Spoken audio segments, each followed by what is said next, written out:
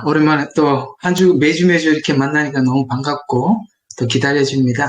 자, 오늘은 여러분께 말씀드린 대로 오늘 마태복음 25장 열처녀 비유 여러분들과 함께 하도록 하겠습니다.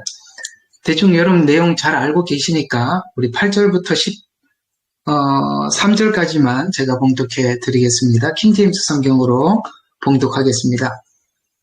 8절입니다. 어리석은 처녀들이 현명한 처녀들에게 말하기를 우리의 등불이 꺼졌으니 너희 기름을 좀 달라고 하더라. 그러나 현명한 처녀들이 대답하여 말하기를 아니라 우리와 너희에게 충분하지 못하니 차라리 장사꾼들에게 가서 너희 쓸 것을 사라고 하더라. 그들이 기름을 사러 간 사이에 신랑이 왔으니 준비하였던 처녀들만 그와 함께 혼인식에 들어가고 문은 닫혔더라.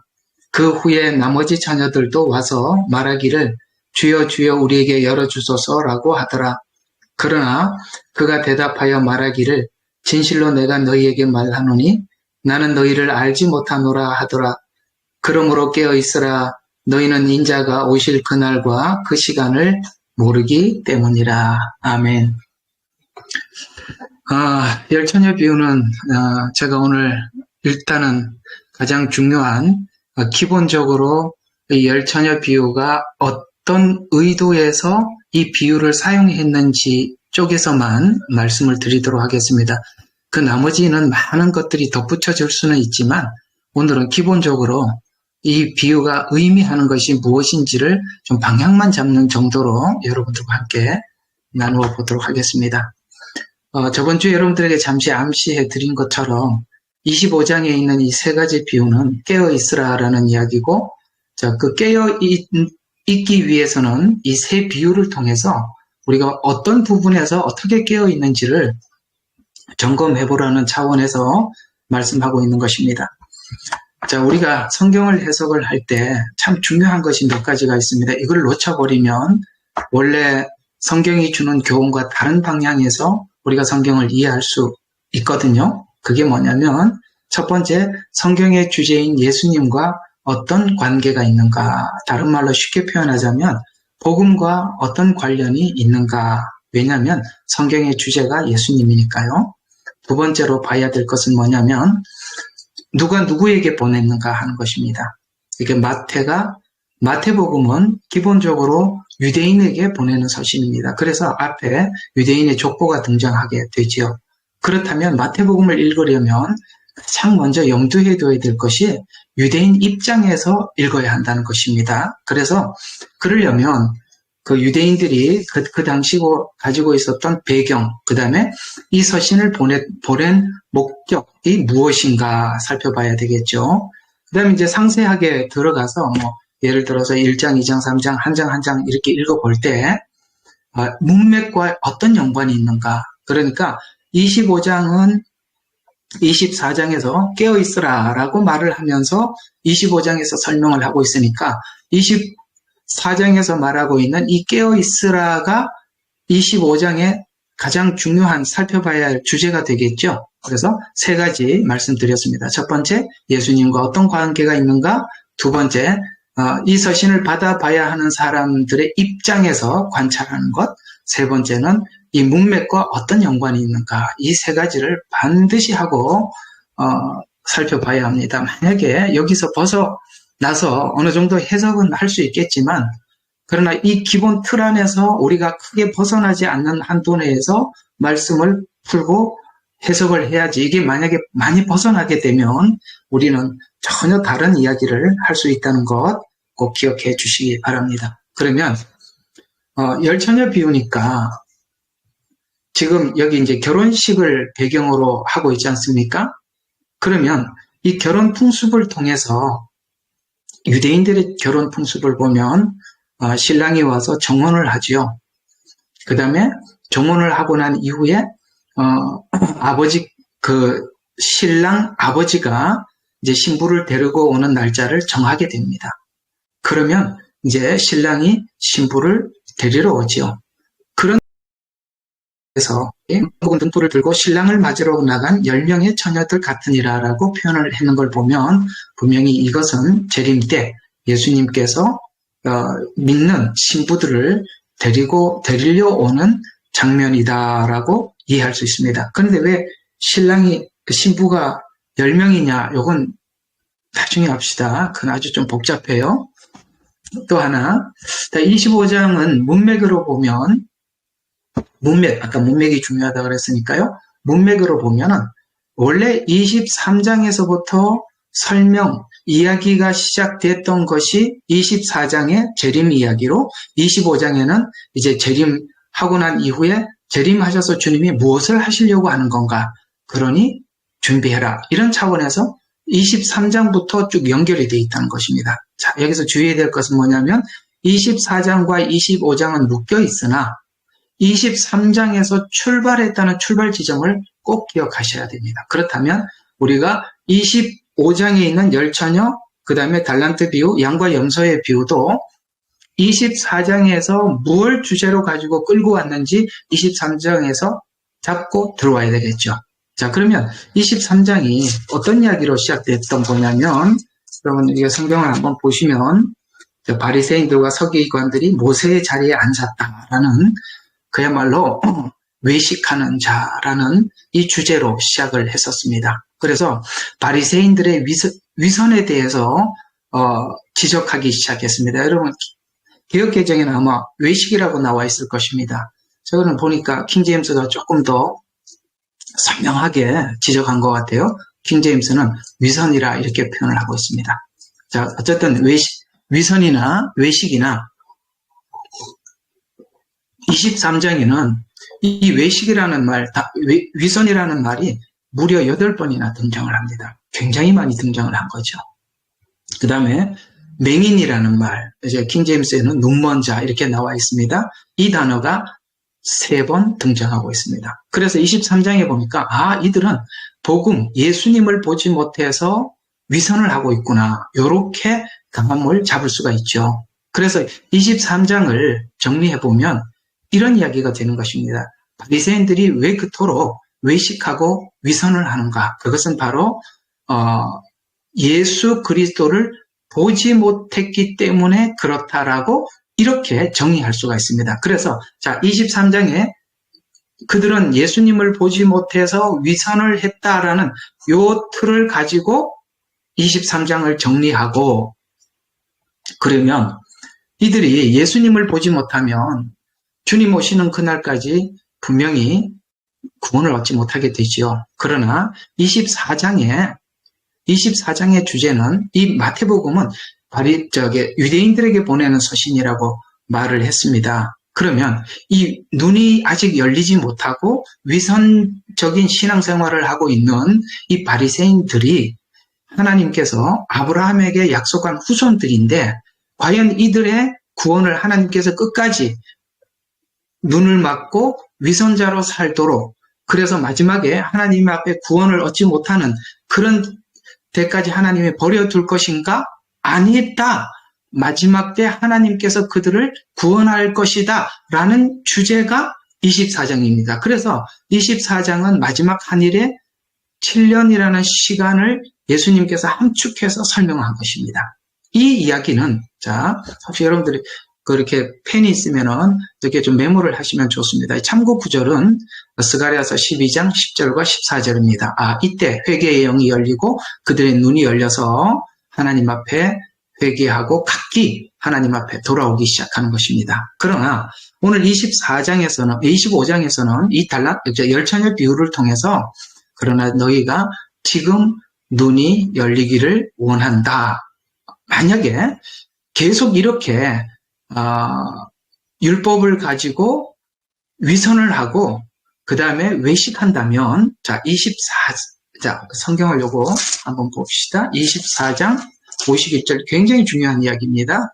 같이 한번 봐요. 자, 그러면 주인이 그를 갈라내어서, 자, 어때요? 열처녀 비유도 달란트 비유도 양과 염소 비유도 갈라내는 이야기죠. 자, 갈라내어서, 자, 위선자들과 함께, 요게 굉장히 중요한 이야기니까 요걸 빨간 줄을 꼭 쳐두셔야 합니다. 이 위선자 이야기가 어디서 나왔죠? 23장에 이미 여러 번 나왔었죠. 그런데 24장의 종말을 이야기하면서 끝에 가서 위선자들과 함께 그 몫을 지우리니라고 말을 하면서 거기서 울며 이를 갈고 있으리라. 그들이 구원받지 못한 그야말로 하나님의 영원한 심판, 영벌에 들어가게 될 것이다 라고 경고하고 있습니다. 자, 그러면 23장에도 위선을 이야기했습니다. 그런데 24장을 보면 이게 재림을 이야기하는 것 같은데 놀랍게도 끝에 가서 교훈으로 들어가서는 위선자들과 함께 그의 몫을 지우리니 거기서 울며 이를 갈고 있으리라 라는 말이 앞으로 다음 주에 해야 될 달란트 비유에서 등장합니다. 거기 가서 이를 갈고 있고 그 다음에 양과 염소 비유의 끝에도 울며 이를 갈고 있으리라고 했는데 이 열처녀 비유에서는 그렇게는 말하지 않습니다. 그냥 나는 너희를 알지 못하노라 라고 그 강도가 조금 약하죠. 이것도 어떤 의미가 있습니다. 뭐 이런 이야기 다 할 시간은 없어요. 어쨌든 큰 주제만 쭉 갑시다. 위선. 자, 23장의 위선, 24장에도 위선이라는 단어가 등장했습니다. 자, 요 위선이라는 단어를 딱 가지고 오늘 24장의 열처녀 비유를 한번 여러분과 함께 보도록 하죠. 자, 그들은 왜 위선을 했는가라는 것입니다. 위선하는 이유는 자, 바로 이런 겁니다. 이 복음에 대한 성경에서 나오는 이 복음에 대한 전체적인 이해를 가져야만이 이 말이 어떤 의도에서 나온지 이해할 수 있어요. 자, 율법을 하나님께서 주신 본래 목적은 뭡니까? 죄인임을 깨닫고 내가 내 스스로 이 죄 문제를 해결할 수 없고 예수님께서 대속하셨으므로 그 예수님 앞에 우리 죄를 회개해서 주님 앞에 돌아와서 주님과의 관계 회복이 되고 하나님 안에서 하나님의 자녀가 되고 우리가 흔히 쓰는 말로 구원 얻게 하기 위한 것이 바로 율법을 준 본래의 목적입니다. 그러나 이 바리새인들은 율법을 가지고 자기가 죄인이라는 것을 보는 것에는 눈은 닫혀 있고 이 율법을 지켜서 자기 의로 삼고 그 다음에 사람들에게 율법을 지키는 것을 자랑하고 또 사람들에게 칭찬받는 것에 익숙해져 있어서 율법을 지키지도 못하면서도 지키는 척 위선한다라고 주님은 계속 23장부터 지적을 하고 있습니다. 그러니까 이들이 율법을 준 목적에 따라서 회개하는 쪽으로 간 게 아니라 그들이 이것을 가지고 자기 의로 삼고 사람들에게 칭찬을 받고 아까 23장에 보면 모세의 자리에 앉았다라고 이야기하는 것처럼 그들은 상석을 좋아하고 사람들에게 칭찬받는 걸 좋아하고 뿐만 아니라 종교 생활조차도 기도할 때 항상 그 기도 시간에 많은 사람들이 오가는 길거리에서 사람들에게 보이게 기도하고 그래서 이렇게 종교적인 이 거룩한 종교적인 행동조차도 사람들에게 인정받으려고 사람들에게 인정받기 위해서 했던 것. 그래서 오늘 계속 위선이라고 지적을 하고 있습니다.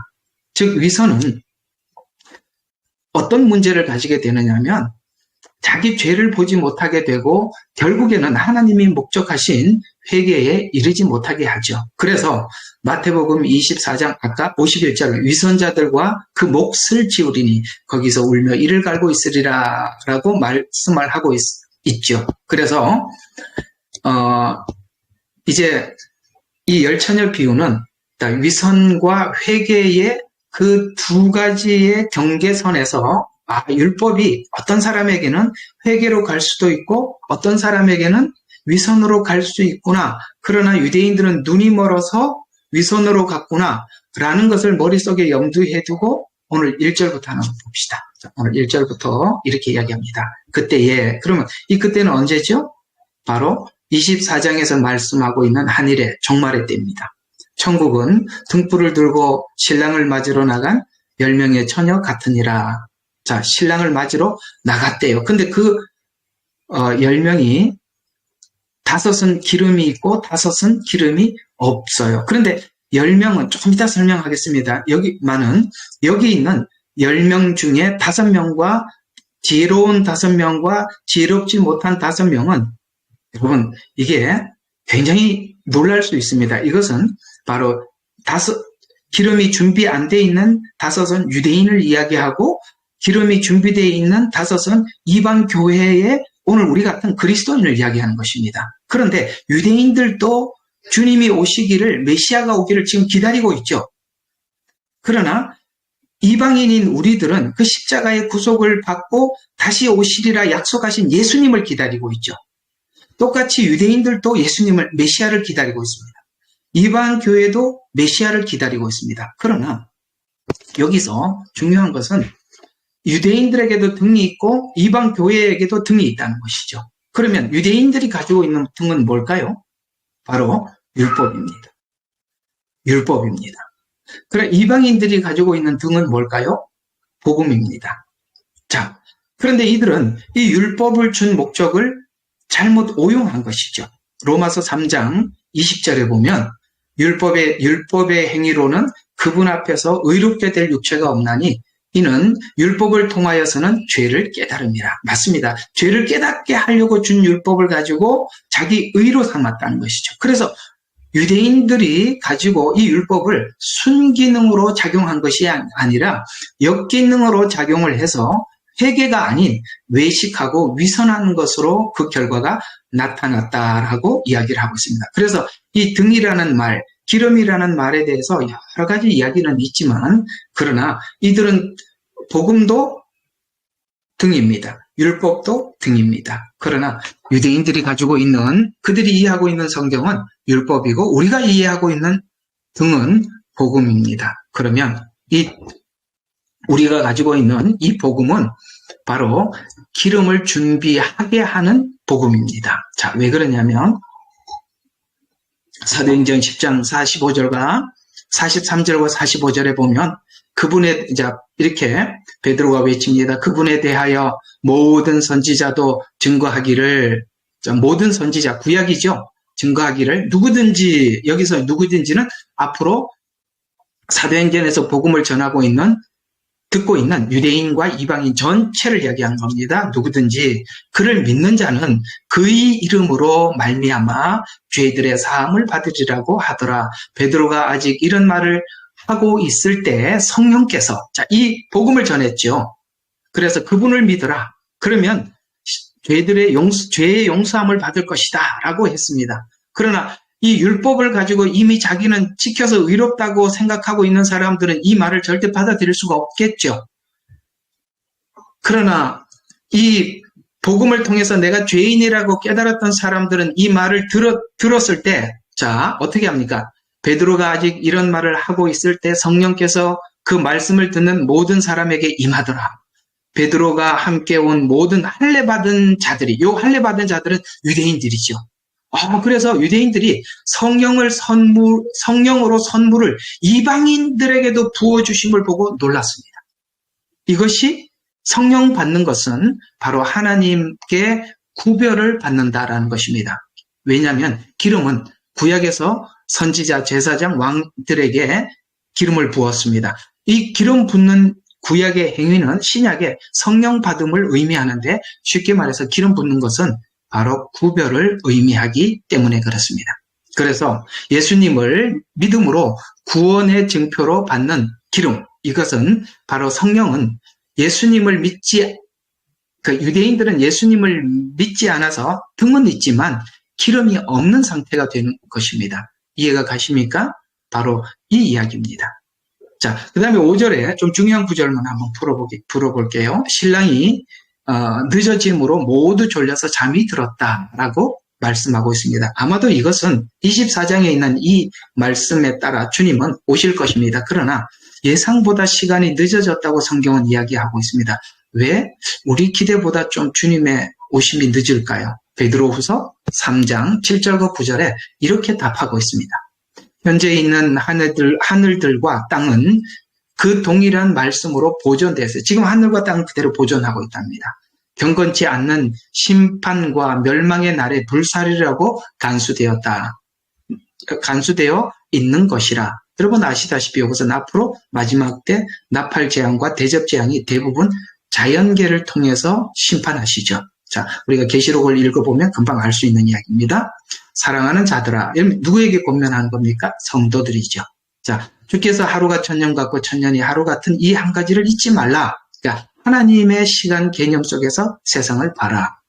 주의 약속이 어떤 사람이 더디라고 생각하는 것 같이 더딘 것이 아니라 오직 우리에 대하여 오래 참으사 아무도 멸망치 않고 뭐 하기를 원하냐면은 다 회개하여 이르게 하려 하심이라. 그렇습니다. 주님께서 우리 생각보다 늦게 온 것은 아직 회개하고 주님 앞에 돌아와야 될 영혼들을 향해서 주님이 기다리고 있기 때문입니다. 물론 여기 있는 여러분들은 주님이 빨리 오시기를 기대할 것입니다. 그러나 주님의 마음은 그들이 돌아오기를 기다리고 있습니다. 그 기다림 속에 누군가가 이 복음을 전해야 하고 그 복음을 전할 때 하나님께서 역사하셔서 그들을 하나님께로 돌이키게 하실 것입니다. 여러분들은 이 일에 함께 하나님 앞에 그 부르심에 응답하는 여러분들이 이 방에 많이 있기를 부탁을 드립니다. 자, 그러면 늦어지는 이유도 여러분에게 말씀을 드렸고 또 중요한 구절 8절 한번 보도록 하겠습니다. 자, 어리석은 처녀들이, 여기 이제 좀 난해 구절 잘 들어봐요. 어리석은 처녀들이 현명한 처녀들에게 이렇게 자기가 기름이 없다는 것을 신랑이 로다 맞으러 나오라라고 재림때가 되어서 드디어 알게 되었어요. 그러나 딱 보니까 등불이 꺼졌다는 걸 알게 됩니다. 그래서 너희에게 기름을 좀 달라라고 합니다. 그러나 이 현명한 처녀들은 이것은 우리 쓰기에도 부족하니 너에게 나눠줄 수 있는 것이 아니다 라고 말하면서 이 말은, 이 구원은 내가 받은 구원을 내가 받은 구원 때문에 당신이 혜택을 볼 수 있는 게 아니라 구원은 각각 개개인이라는 뜻입니다. 그래서 나눠줄 수가 있는 게 아니라는 것이죠. 그래서 이런 차원에서 조금 이렇게 오해하는 구절 중에 하나가 뭐냐면 사도행전 16장 31절에 보면 주 예수를 믿으라 그러면 너와 내 집이 구원을 얻으리라. 이 말은 내가 예수님을 믿게 되어서 우리 가정에 구원의 통로가 된다는 뜻이지 내가 믿어서 온 가정을 함께 구원한다는 뜻은 아닙니다. 회개는 각각이죠.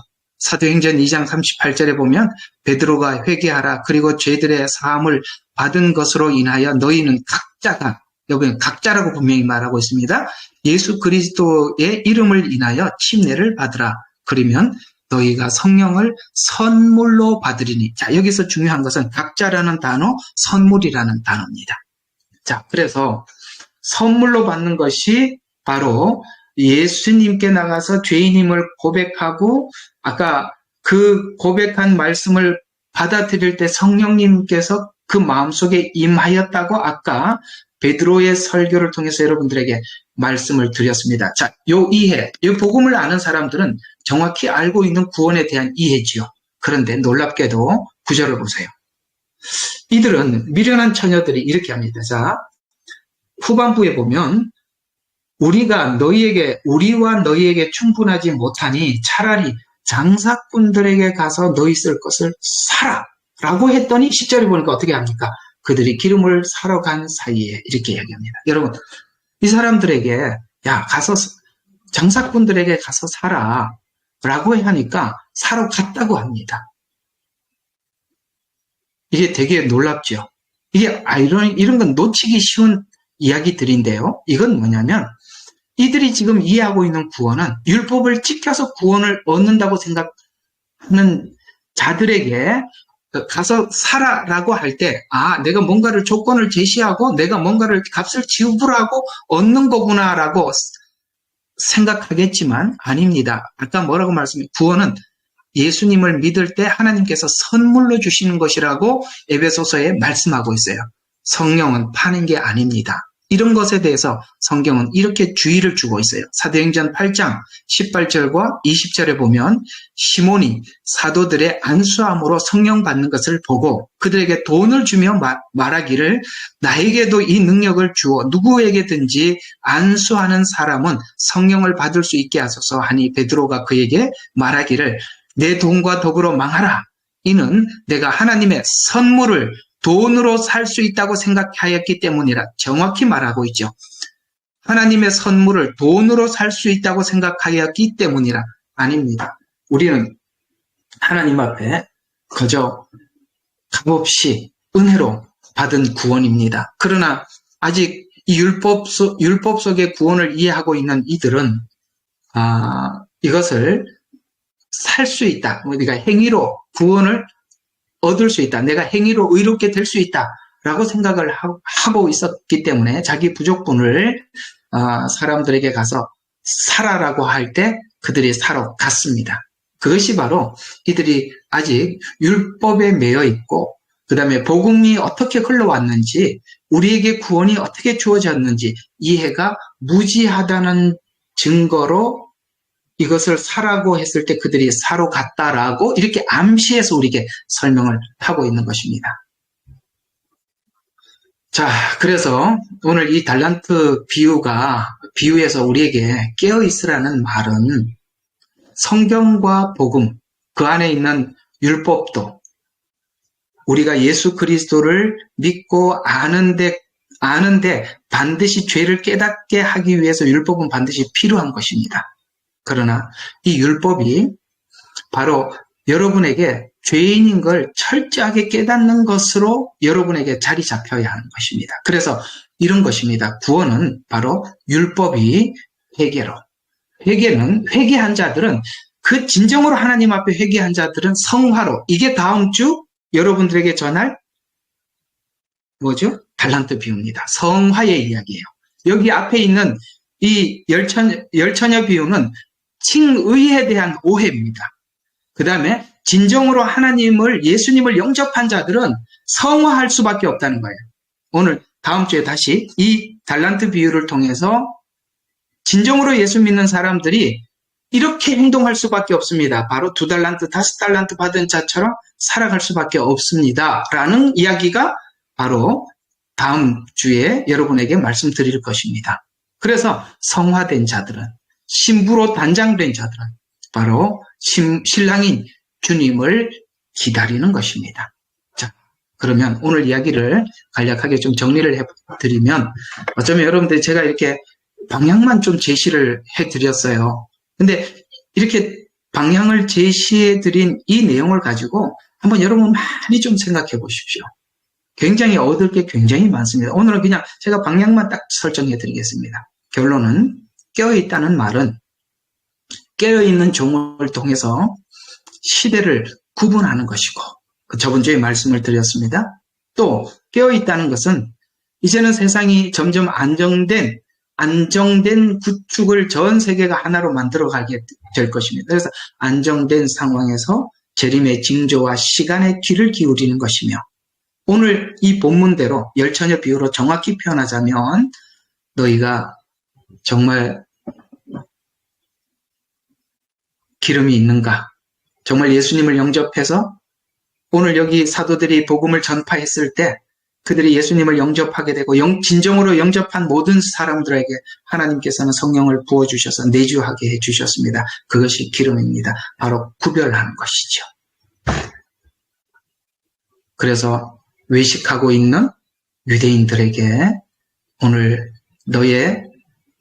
너가 가지고 있는 이 성경, 이 복음이 과연 내가 너희들에게 준 복음과 구원과 일치하는가 관찰해봐라 라는 차원에서 열처녀 비유입니다. 기도하겠습니다. 아버지 하나님, 우리가 복음 전체 속에 흐르는 그 하나님의 깊은 의중을 우리 마음속 깊이 헤아릴 수 있는 관찰력을 허락하여 주시옵소서.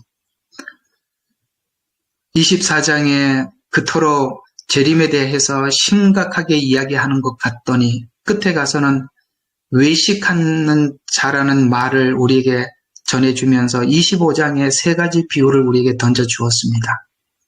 아버지 하나님, 이 마지막 때가 되어서 우리가 좌우 충돌을 하고 지금 일어나는 현상들을 바라보면서 준비하는 것이 아니라 복음이 우리에게 뭘 준비하라고 하는지 아버지 하나님 정확한 시각을 가지고 하나님 우리 마음을 차분히 내려놓고 하나님 앞에서 우리 자신을 깊이 있게 돌아보게 하여 주시되 특별히 저희들의 눈을 활짝 열어주셔서 이 복음에 대한 깊이와 이해를 우리 마음속 깊이 충분히 할 수 있도록 하나님께서 성경에 눈을 열어주시옵기만을 간절히 빌고도 원합니다. 오늘은 열처녀 비유를 통해서 정말 우리 속에 기름이 있는가 돌아보라는 그 충고를 들었습니다. 다음 주에는 그 복음을 들은 사람들은 이렇게 살 수밖에 없다라는 그 진정한 칭의, 곧 구원을 받은 사람들은 그리스도를 닮기 위해서 이렇게 몸부림칠 수밖에 없다는 것을 다음 주에 저희들에게 열어주셔서 아버지 하나님, 오늘 25장에 있는 이 귀한 말씀들이 저희들에게 큰 은혜가 되게 하옵소서. 예수님 이름으로 기도드렸습니다. 아멘.